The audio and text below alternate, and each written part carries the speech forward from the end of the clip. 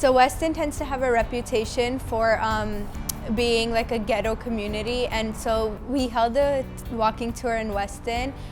We started off at the Weston UP GO station. Has a lot of old artwork that talks about the history of Weston, as it is over 150 years old.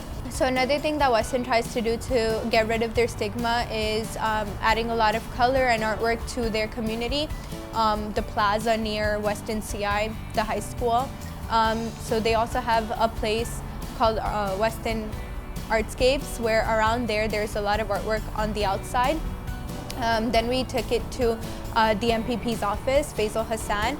We thought it's important to get involved in politics even as young people. And then from there we had a lot of youth engagement as well, because a lot of people are interested in politics. After that we went to the Weston Library. Once again, it was built somewhere around the 1850s, so it's a very old library.